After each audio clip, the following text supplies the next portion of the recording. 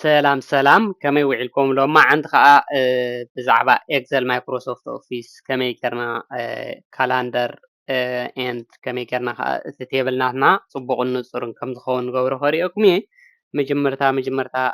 أب لابتوبنا ستارت لنا نجمر بتحري بزا ويندوز ستارت مسولنا بتحري أبزا إكسل تبلك أدامي تسلا يهرم ويكا كليك نبل زيوم مايكروسوفت أوفيس أبليكيشن يوم حانت كزي كم دي أجرنا كليك نبل ما بتحريو قتيلنا أبزا حداش تيبل كن دحر كنسرح دلينا في أكليك نبل نصعي أول حد زي بلا تسرح لنا ويك أبز زلو تمبلت مريض ناخن بل نخلنا ويبزيون بوز حلو نزدل خيار جن حجيجن زانا هنا تيبل كن ري أدليس لزلقو أبقى كمي كيرنا أوتوماتيك ميني كالندر نقطو نزي علتات بقول اللي خمي كيرنا نصحفو يا خريقكم دليل زلقو نقدم نزن علت زيان كندم سسانينا مو نزي اندم سسناشعو تحريو كمي كرنا حدش لا نأتولن مالتي جين كم دمسن كلنا كم جي أجرنا سلكت مسولنا أبزي كنترول طويقنا مايناس ندحر طويقنا ويك أدليت ندحر طويقنا دليت خونا لنا بحساب حانت جزء كالي جزء بزعبة فيديو سريع بصفي بزعبة مايكروسوفت أوفيس إكسل سريحة حجي جن كمي كرنا أبزي علت نقطو كمي كرنا ذاتي بالناتنا خي نتيران صبيق عن ترأي لنا كنت سرحة إنا حبيرنا مالتيو نكالات الحجي እዚኣ ዕለት ኣብዚኣ እንድሕር ክእቱ ደልየ መጀመርታ እቲ ዕለት ካብ ዝፅሕፎ ብኢደይ ኣውቶማቲክ ሚኒ ካላንደር ናብዚ ሽት ናተይ ወይ ከዓ ናብዚ ኤክሰል ኣምፅየ ኣውቶማቲክ ክሊክ እንዳበልኩ ኣብዚ ዕለት ከፅሕፍ እየ ከሪኦኩም እየ መጀመርታ በይንጥውቕ ሓንቲ ግዜ እዚኣ ክሊክ ንብል እሞ ድሕሪኡ ኣብዛ ኣድ ኢንስ ትብል ሓንቲ ግዜ ንሃርም መጀመርታ ግን ናብዚ ኣድ ኢንስ ከነምፃ ከለና ኣብዛ ኣድ ኢንስ ክሊክ ምስ በልና ኣብዚኣ ሚኒ ካላንደር ኢልና እንድሕር ፅሒፍና ሚኒ ኢልካ እንድሕር ፅሒፍካ መጀመርታ ኣብዚ ትመፀልካ ኣነ ኣዲልያ ስለ ዘለኹ መፅያትለይ ኣላ ንዓኹም ግን ናብቲ ስክሪን ምእንቲ ክትመፀልኩም ብቐሊሉ ኣብዚኣ ኣድ ትብል ዘላ ሚኒ ካላንደር ትብል ከምዚ ተሰሪዓ ከምዚ ተሰሪዑ ዘሎ እያ ትመፅእ ኣብዚ ማእከል ክትረኽብዋ ትኽእሉ ኢኹም መብዛሕትኡ ግዜ ግን ኣብ ቅድሚት እያ ትመፅእ ወይ ካልአይቲ ወይ ሳልሰይቲ ክትረኽብዋ ኢኹም ኣብዚኣ ኣድ ትብል ሓንቲ ግዜ ክሊክ ኢልኩማ ብድሕሪኡ ኦኬ ተኢልኩማ ኣብ ስክሪን ናትኩም ክትመፅእ እያ ኣብቲ ናትኩም ኣድ ኢንስ ትመፅእ እሞ ብድሕሪኡ ናብ ስክሪን ናትኩም ትመፅእ ሕጂ እዚኣ ከይትኽውለና ከዓ ከመይ ጌርና ቦታ ንቕይራ ከዓ ሕጂ ከምዚኣ ጌርና ክሊክ ንብላ እሞ እዚኣ ጌርና ኣብዚኣ ሒዝና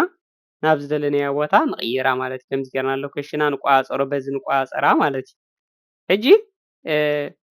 እዚኣ ዕለት ከመይ ጌርና በብሓደ ንእቱ ክሪኦኩም እየ ኣይዋ ሓንቲ ግዜ እዚኣ እንድሕር ክሊክ ኢለ ዕለት ሓደ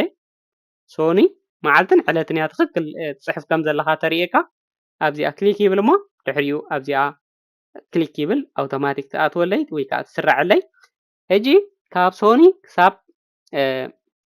ሶኒ ክሳብ ዓርቢ ዕለት ክሰርዕ ደልየ ዘለኹ ከመይ ጌራ ንኩሉ መዓልቲ በብመዓልቱን በብዕለቱን ኣብዚ ሰሪዕና ንእትዎ ኣውቶማቲክ ሕጂ በዚኣ ገይረ ክእትዎ ንኽእል እየ ሓንቲ ግዜ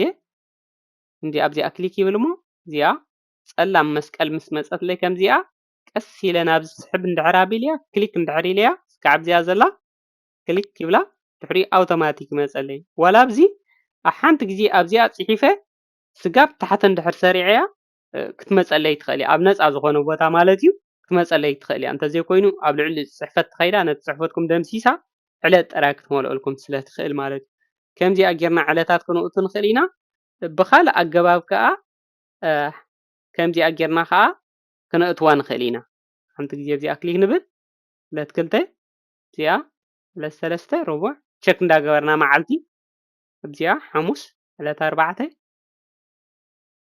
ዓርቢ ዕለት ሓሙሽተ እቲ ዓመተ ምህረቱን እቲ ዕለቱን እቲ ወርሑን ኩሉ ነገር እያ ተምፀልካ ብጣዕሚ ፅብቕትን ፅፍፍትን ኮይና ረኺበያ ንዓኹም እውን ብቐሊሉ ተረዲኣትኩም ትከውን ተስፋ ገብር እንድሕር ክትኣልይዋ ደሊኹም ካብ ስክሪንኩም ከዓ እንድሕር ዘይተድልየኩም ኮይና ዕለት እንድሕር ፅሒፍኩም ወዲእኹም ድሕሪኡ ከምዚኣ ጌርኩም ሓንቲ ግዜ ኣብዚኣ ክሊክ ትብልዋ እሞ ድሕሪኡ ኣብዚኣ መቆፃፀሪት ክሊክ ትብሉ ድሕሪኡ ካት ትብልዋ ድሕሪኡ ጠፍአልኩም ካልኣይ ግዜ ከተምፅዋ እንድሕር ደሊኹም ከዓ ካልኣይ ግዜ ክሊክ ኢልኩም ኣብዛ ኣድ ኢንስ ትጥውቁ እሞ ድሕሪኡ እታ ሚኒ ካላንደር ኣብዚ ቅድሚት ትመፀልኩም ኦኬ ትብልዋ ሕጂ ግን ኣይተድልየና ስለ ዝኾነት ኣይነምፃን ኢና ሕጂ ከዓ ነዛ ቴብል ናትና ከመይ ጌራ ፅብቕቲ ኮይና ወይ ከዓ ደሚቓ ብቐሊሉ ትርዳእልና ንገብራ ንሰርሓ እዚአን ኣብዚኣ ዘለዋ መዓልትታት ክንደይ መዓልቲ ሓደ ሰብ ከም ዝመፀ 4 መዓልቲ 5 መዓልቲ 3 መዓልቲ እዞም ውሕድ መዓልቲ ዝመፁ ተምሃሮ ከዓ ከመይ ገይሮም ፍልይ ዝበለ ሕብሪ ኣብዚ ይህልዎም ሕብሪ ኣብዚ ክንሰርዕ ኢና መጀመርታ ግን ነዚአን ፅሕፈት ዘለዋ ከምዚ ካብ ትሩ ፎልስ እንዳበልና ንፅሕፍ ኣብ ኣቴንዳንስ ኣብ ናይ ስራሕ ቦታ ወይ ከዓ ከምዚኣ ጌርና ሰሌክት ንብለን እሞ ነዚአን ብድሕሪኡ ክሊክ ንብል ሓንቲ ግዜ ራይት ክሊክ ማለት እዩ ሌፍት ክሊክ ብድሕሪኡ ኣብዛ ኢንሰርት ትብል ዘላ ሓንቲ ግዜ ንሃርም ድሕሪኡ ቼኪን ቦክስ ንቅይረን ከምዚኣ ጌርና ክሊክ ኢልና ማለት እዩ ከምዚኣ ጌርና ክሊክ ምስ በልናያ ብድሕሪኡ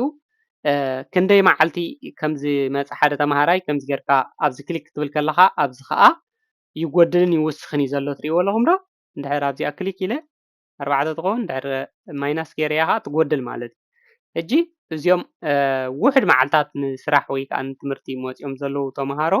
ወይ ከዓ ሰራሕተኛታት ሕብሪ ፍልይ ዝበለ ስለምንታይ ከመይ ጌርና ይህልዎም ከሪአኩም እየ እዚኣ እታ ናትና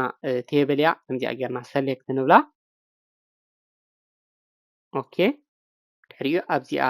ሆም ትብል ሓንቲ ግዜ ንኣቱ ኣብዚኣ ቀፂልና ሽዑ እዛ ሆም ኣቲና ኣለና እዛ ግሪን ዘላ ምልክት እዛ ኣብዚኣ ከም ዘለና እያ ትሕብር ድሕሪኡ እዚኣ ኮንዲሽናል ፎርማቲንግ ትብል ዘላ ሓንቲ ግዜ ክሊክ ንብል እንታይ ግበረልና ክንብለ ኢና ባር ኢና ደሊና ዘለና ሕጂ ባር ከምዚኣ ባር እዚ ከምዚ ሕብሪ እንዳደመቀ ይኸይድ እቲ ውሕድ መዓልቲ ዝመፀ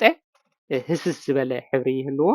እንድሕር ብዙሕ መዓልቲ መፅኡ ሰብ ከዓ ንኣብነት ሕጂ እዚኣ 5 ክንገብራ ኢና እሞ ድምቕ ዝበለት ኮይና ማለት እዩ እቶም ውሕድ መዓልቲ ዝመፁ ራእይዎም ሓደ መዓልቲ ዝመፀ በቃ ሓንቲ መዓልቲ ከም ዝመፀ እቲ ባር ውሕድ መዓልቲ ከም ዝመፀ ኣብዚ የሪአና ብቐሊሉ ኣየናይ ተምሃራይ መፂኡ ከም ዘሎ በዚ ወሰን ክሊክ ኢልና በዚ ማለት እዩ በዚ ክሊክ ኢልና ናኦድ ሓንቲ መዓልቲ ከም ዝመፀ ከም ዘብከረ 4 መዓልቲ ብቐሊሉ ከተሪአና ትኽእል ወላ ብቐሊሉ ከምዚ ጌርና ክርደአና ይኽእል ማለት እዩ ናይ ሎማ ሓንቲ ትምህርትና ነዚኣ ትመስል ነይራ ኣብ ቀፃሊ ብካልእ ናይ ማይክሮሶፍት ኦፊስ ቪድዮታት ክንራኸብ ኢና ከምኡ እውን ብዛዕባ ቴሌፎን እውን ዝርግሓ ኣለኹ ኣብቲ ናተይ ዩቲብ ቻነል ከይድኩም ትሪእዎ ትኽእሉ ኢኹም ኣብኡ ሎ ሕፅር ሕፅር ዝበለ ኣብቲ ሾርት ዝብል ዘሎ ኣብኡ ከይድኩም ክትሪኡ ትኽእሉ ኢኹም ብዛዕባ ቴሌፎናት ከመይ ጌርና ኣፕሊኬሽናት ንጥቀመሎም ናይ ሎማ ሓንቲ ትምህርትና ነዚኣ ትመስል ነይራ ኣብ ቀፃሊ ብሰላም ይራኸበና ሰሰናይ ቻው